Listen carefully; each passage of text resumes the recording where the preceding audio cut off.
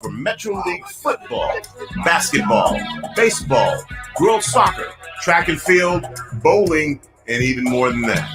We got you. Watch Metro League High School Sports on Rainier Avenue Radio via Facebook, YouTube, or Twitch. You can listen in right at our website, RainierAvenueRadio.world, or download our app for free to listen and watch. Metro League High School Sports 2021 on RainierAvenueRadio.world, powered by the Urban League of Metropolitan Seattle, King County for Culture, and the Seattle Mariners. What up, y'all? Check out the show. Check out the big show. I'm talking about the Traffic Jam, Drive Time Radio, Dirty Harry Radio, of course, Rainier Avenue Radio, Traffic Jam 4 to 6. If I could say it in multiple languages, I would, but I only know one. I'm not going to fake the funk. In the studio with my guy, Kareem the Dream, the executive producer for Rainier Avenue Radio. And all the females, all the beautiful women out there telling me he really is a dream. And I'll say, you know what? That's all I needed to hear. Too much information, but go to Harry. All right, check out the show Monday through Friday, 4 to 6 on Rainier Avenue Radio. Contest, in-studio interviews, play-by-plays. We give you the ingredients. We're your chefs in the kitchen. Let's go. Cream the Dream, Dirty Harry, Rainier Avenue Radio. Come on. My name is BK, International Talent Scout. I'm bringing a brand new show to you called BK Presents. 30 minutes, non-stop, your favorite in gospel music studio session. Going deep into interviews with your favorite artists, producers, and their engineers. You and your music. Concert previews and concert reviews. Get it all on bkpresents.com. Here we go. Dealing with COVID-19 is uncharted territory, and everyone has different challenges. People may feel anxious, down, or overwhelmed. For some, these feelings can lead to changes in sleep patterns, an increased use of alcohol or drugs, or withdrawing from the people around them. If you know someone who's having a hard time coping, you can help by reaching out to talk and listen. To learn more about how you can help someone in need, call the Suicide Prevention Lifeline at 800-273-TALK. Brought to you by the state of Washington. This is Paul Pearson, host of Star Time.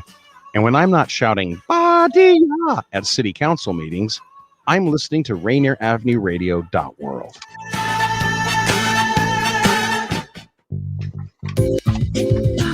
Welcome to Real Estate and Money, a half-hour program on RainierAvenueRadio.world designed to help you whether you're a buyer, seller, investor, or renter in real estate. Your hosts are two local professionals who will escort you on your journey. Violeta Strash, who has years of media advertising and marketing experience and brings this extensive knowledge to John L. Scott Real Estate and all our clients. And Tina Lombard, who is a mortgage loan originator with Cardinal Financial with over 28 years of experience. And now here's Violeta and Tina. Hello. Hi, everyone. I'm back. Yes. How is everybody after this Memorial Day weekend? And V, you look lovely. Oh, it's because of the plumeria flower binding. How do you do that? My son graduated a couple weeks ago, and a lot of the players on the team at UPS are from Hawaii. So the moms brought over a bunch of different leis, and plumeria is probably one of the most seen leis around. So there you have I have to have that. The tropical thing, just savoring the moment of that, and plus our trip to North Carolina was great. So anyway, this back is to you. Yeah, good to have you back. Everybody, thank you for joining us here on Real Estate and Money, and we are your hosts, Tina and Violeta, and we've got some very exciting things to talk about today. We're going to start a home buyer series, and once again, we're going to have Joey later on this afternoon, and he's going to be talking to us how to design and all about utility rooms. But before we get started, we'd like to give you some phone numbers in case you want to call us up and ask us about any type of real estate related questions. That number is 206-717-4490. Once again, 206-717-4490. And before we get started, I believe we also have a market update. So Violeta, have at it. Yes, I had to do some research today. Dang it. But before I do that, I wanted to wish our lovely friend Tina Lombard a happy birthday. Her birthday is on Friday. Yes, it is. You're going to have a huge weekend, I'm sure, right, Tina? Yes. Gemini weekend. In and out of the hot tub, right? Yes. Okay, happy birthday. Have a fun time. Thank you. Here's our market update from last week to this week. We're looking at, in King County, 397 active listings. And get this, 648 homes sold in the past week. You crazy? Mm-hmm. Average price of $1.85 million. And from last year, which was at $956,000, that's a 13% increase. That's amazing. Mm-hmm. That sold number, I just can't believe that. But anyway, then we move on to Pierce County, where we see 253 active listings at $589 average price, and sold 300 for $576,000. Last year was $500,000 average, so that's a 15% increase right there. And last but not least, Snohomish County, we are looking at 161 active listings, but our sold count is at 289. Mm-hmm. Average list price of these sold homes are $747,000. Last year was $641,000, 16.5% increase. Wow, wow, wow. Wow. So that's okay. Crazy. Still crazy. Yep. So in case you want to participate in all that craziness, we're going to continue with our home buyer series. And today we're going to be talking about closing. So Violeta, what is the definition of closing your loan? Well, there are two different dates. You're closing your home, and everybody thinks that sometimes they think that when you are signing the closing papers, that's it. You're going to sign off everything, and you're going to get your money, and you're going to get your keys, and you're going to walk into the house that day. Well, no, that doesn't really happen that quickly, right, Tina? No. Because on the lending side and title and escrow, why don't you explain to them what happens on your end while we're waiting to actually close the closing date? Right. So what we're talking about when we say closing date, when you start your transaction, you make an offer on a home and you settle on a price, you also set on a date in which all parties will transact, and the date and it will close and everything will transfer over. So there's a date in which everybody meets, listing agent, the seller, the buyer, they meet and they sign their papers at escrow to transfer the deeds over and to sign the lender transaction papers, the purchase and sale, so on and so forth. That gets taken actually afterwards down to the county. The county records the deeds. So when the county records your deed, that's when your deed is released or you're recorded. And that is when you can transfer title and actually get keys in your hand. And now, these days, it's been taking a while for the recording to come back in. Yeah, so, and that's because of COVID. That's not so much because of, you did anything wrong or escrow was taking slow. Right. It's just that right now, because of the pandemic, they're not housed and the systems are not in place as in normal times. So it takes longer for deeds to get recorded. Days gone by, you get that deed down there before 3:15 and you get locked and docked and deeded, by 3:30 and then you're released. But nowadays that is extended. You get they carry their deed down to the county, and it may take a day, it may take 2 days, it may take several days before that county actually records the deed. So why is that important? Well, if something should happen, God forbid, to your house between the time you sign those papers and the deed is recorded, whose insurance actually takes place? The sellers, the owners. I mean, you were in there, you caused the flood. Why would they pay for it? So a lot of times everything is, it's not even the transfer of money. Even if you paid $1.85 million average asking price in Seattle in cash, that doesn't mean that you're recorded yet. So you have to be recorded with the county. It needs to be a public record. Who is the title owner? Whose insurance kicks in? Who is responsible for the home at that point of time? So you signing papers and the recorded deed and everything else are different. And so it's very important that you make very clear of that. Now, let's back up for a second. When we say closing date, it is important that you put it on the purchase and sale agreement because that is a day in which all parties plan, this is when we're going to close. We're going to have the appraisal done, underwriting done. The seller's going to have all their conditions, everything clean in the house, and they're moving out and the buyer's moving in. That is a date that you settle on. Okay, we're going to go for June 5th. Okay. Well, sometimes the lender can't act that fast, or sometimes the appraiser can't get out there. Sometimes the seller has an unexpected emergency and they can't make that date. So that date is not loosey-goosey to the point where it's going to change everybody's schedule, but that is the intended date that everybody is due to get married, so to speak. So all clocks and everything are trying to schedule around that date. Now, if something unforeseen comes around, like COVID, and it's going to take 5 more days for the transaction to transpire, then that's not something to get upset about or get anxious about. That's just the way things go. Yeah. So it's very important for us to set up our clients with realistic expectations. A lot of times I get clients who say, great, we're closing on the 5th because I've got movers coming on the 6th. Mm-hmm. I'm like, movers for what? They're like, well, to move my house. I'm like, who told you to get those movers? Because nobody told you to get those movers. You know, I told my landlord I was going to be out on the 5th because our close day is on the 5th. Okay, that is something we highly, highly recommend that you talk to your realtor about and your lender, because your closing date and when you actually get keys in your hands may be 2 very separate things. And so, so V, do you ever get people who do that? They say, okay, I'm closing on the 27th, and so I got the movers coming on the 29th. What do you mean you can't close on the 27th? Do you ever get clients that say that?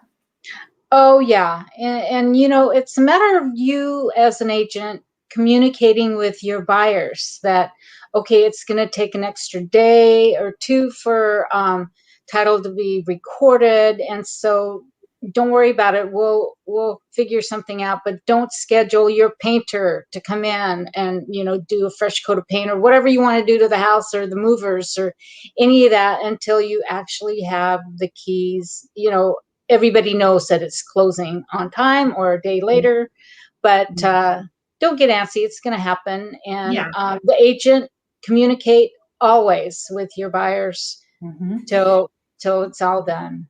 And, you know, I always tell clients this too. They're like, well, you put on the purchase contract ad, it's closing on the 27th.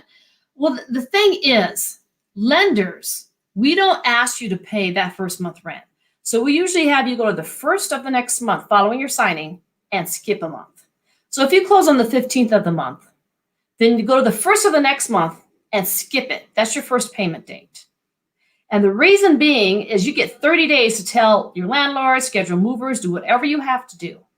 So when you say I'm closing on the 29th and I'm going to move it on the 1st, I'm going to tell my landlord, okay, that is kind of jumping the gun because lenders don't even expect you to make that first payment until 30 days afterwards. Because you need time to call the movers. You need time to call the floors. You need time to notify your landlord. So it's not, you know, I'm signing on Tuesday, I'm moving on Friday. Because your clients get all antsy and say, well, you know, you said we're going to close on the 5th, and I told my landlord, I told everybody, and it's like, no, we've given you 30 days to make preparations for you moving. It's not the very next day. So clients do understand that if you're closing on a certain date, allow yourself at least a month to move, and it's nobody's fault or what have you. You've got to do that. Otherwise, if the pandemic, I mean, we sold my mother's house. It took like 6 days to fund that loan.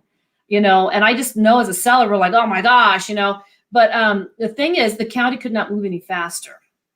So we did prep the buyers. Look, it's going to take a week for us to at least get the deed transferred over. So be very cognizant of your closing date and when you're moving in. Now, I have another list of wants for clients. When they close, a lot of clients do not realize there are certain things that you want to avoid, such as quitting your job. Okay. Buying a truck to move your furniture. Okay. I have people do that. People take out $5,000 cash to buy a hot tub or to buy or put money down on furniture. And the thing is they don't even have a house yet. Now we're going to verify assets and they're missing $5,000. Like, what happened to all your reserves? That's how we qualified you. You got $5,000 with the reserves. Well, I got a couch. It's on hold. Okay. Don't do that. Okay. Do not quit your job. Do not, if somebody, they'll say, hey, buddy or mom, give me $10,000 and I'm going to buy a new house and I want to get some new furniture. Mother gives them $10,000, and now we have got to source that large deposit. So don't do that. A lot of people take their whole account money and they drain everything, and then they put money in their into one account, and we have to source that. A lot of people say, well, I'm going to pay off all my bills. So my realtor says that if I get a 721 score, my interest rate would be lower, so I'm paying off all my bills. We go to repull your score a day before closing, and guess what? Your score dropped 100 points because you paid off all your bills. So make sure you freeze. Do not take any advice from anybody else other than your lender, although very well intended, because you will not get to close. Don't quit your job. Don't get new credit. Don't spend all your credit. Don't spend all your cash. Don't take unsourced gifts. Just don't take anything. Just freeze like this.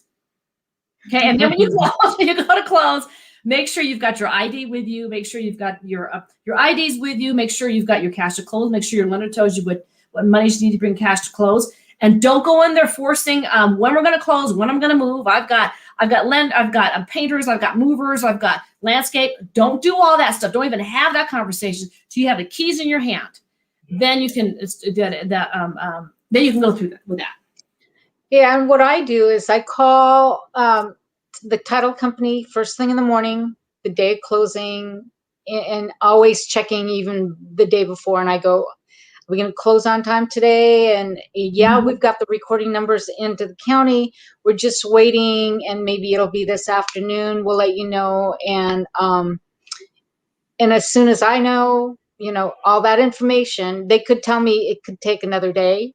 Yeah, but I will call the buyer immediately, say, oh, look, it's not going to be today. Sorry, King County's a little slow right now. And everybody's really busy, but they're trying to get it done as fast as they can. The recording numbers are in. We're just waiting for the county to get the paperwork in and send us the numbers. And the minute that happens, I'm calling, and I will meet you to give you the keys. Yes. And the last question before we go into our break and we introduce Joey for our next segment, a lot of people ask, do I do a wire transfer or do I do a cashier's check? Now, usually anything over $5,000 or $10,000, it needs to be either a wire transfer or it needs to be a cashier's check written out to the escrow company. Usually the people who take your earnest money are the same people you're going to put in that check. So I always get people 10 minutes before close. How do I bring the money? And I always tell them, cashier's check if you can get it, or a wire transfer. You can talk to your escrow agent about the wire transfer instructions for that.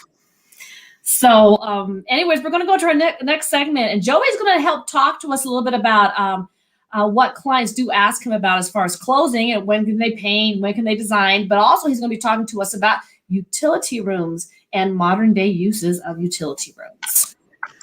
Tune in to Real Estate and Money every Tuesday afternoon from 2:30 to 3 here on Rainier Avenue Radio.world. Join your hosts, Violeta Strash with John L. Scott Kent North and Tina Lombard, who is a mortgage loan originator with Cardinal Financial. They'll help you navigate the waters of our volatile real estate market and offer you some guidance on how to make your hard-earned money work to make your dreams come true. Learn about current trends, get tips on financial matters, and have fun, interactive discussions about your home inside and out. That's Real Estate and Money. Great. So Joey is coming on. V, have you been able to get in contact with him really quick? I just sent him another message saying that here's the link. He's having trouble getting in. Okay. Okay. Yeah.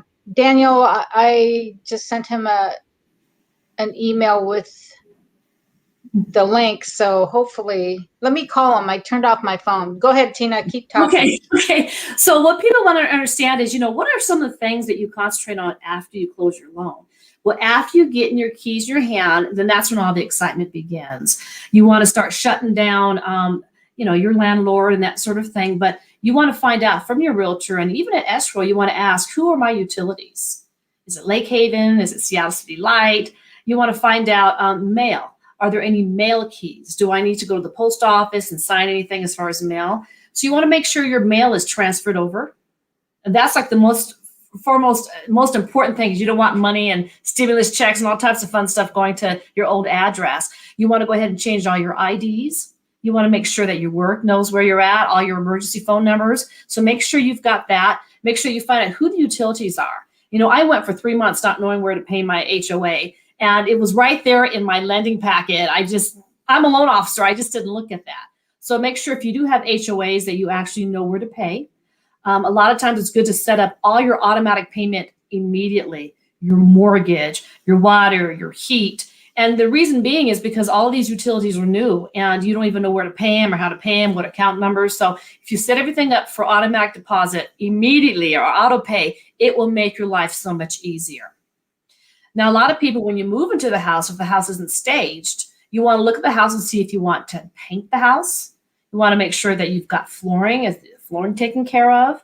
You want to make sure if there's any cleaning that needs to be done. You want to talk to your realtor for that. Sometimes the sellers or the listing agents will clean the house before new purchasers come in.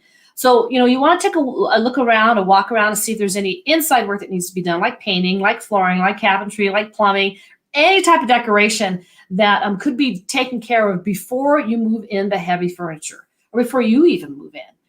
In most cases, if you do want to take advantage of that 30 days, which I think is very, very highly advisable, don't try to move this day and then the next weekend you're in the house. Sometimes you cut yourself short there.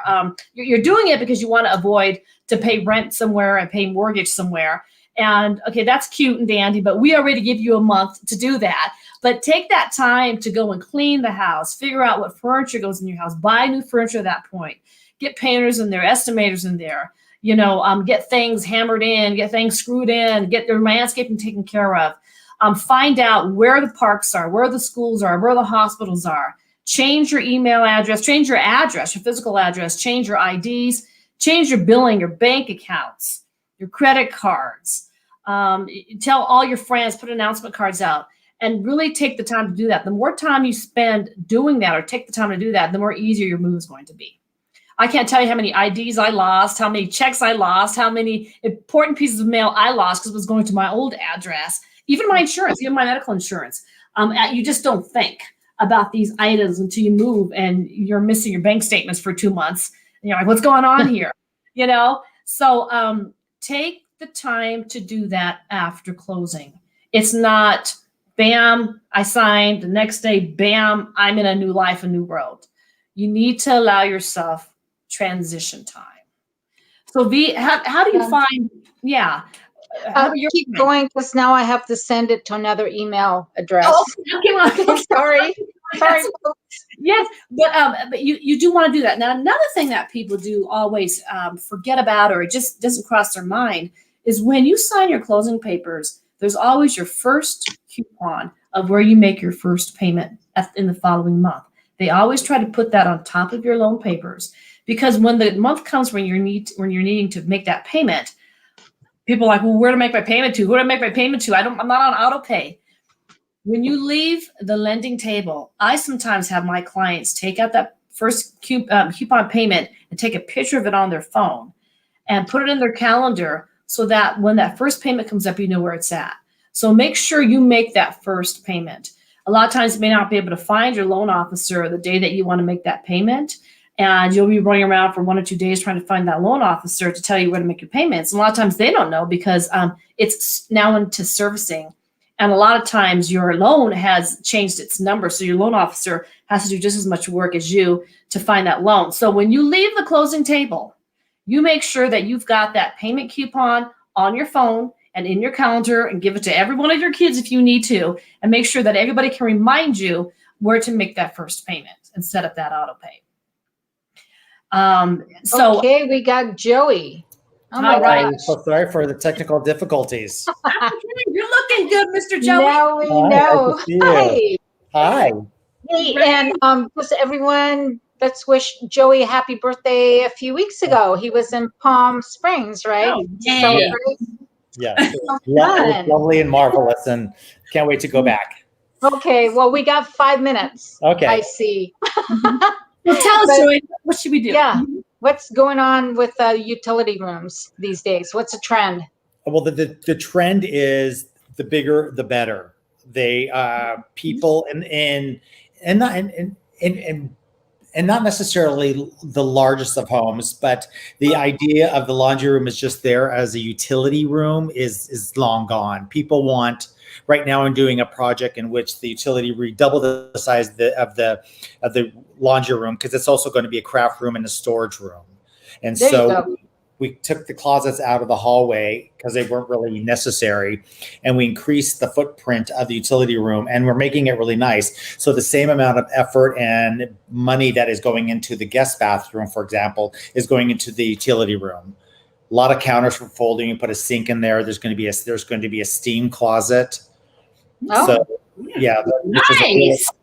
So I think that if you have a room that can be utilized as not just the laundry room, but as a utility room / craft room, it's really great. And we're also seeing that these rooms are now closer to the bedrooms. Before they were tucked away by the garage and the kitchen. That's not the trend anymore. Basement, yeah. The basement. The people really want them to be where you generate the lawn, where you generate the biggest use of having to need a laundry room, which would be what? The bedrooms. Because that's where that's where the bedding is, that's where the bathrooms are, that's where you're changing. So putting the effort into utility room could really have some really good return on investment if done well. What about newfangled appliances that, smart appliances for the home? Oh yeah, definitely. I mean, the new generation of washing machine and dryers are so much better than even just a few years ago, because they're more energy conscious. This is a perfect example of making the effort to create a utility room that's more than just a laundry room. You have storage, and also let's notice it's a nice room to be in.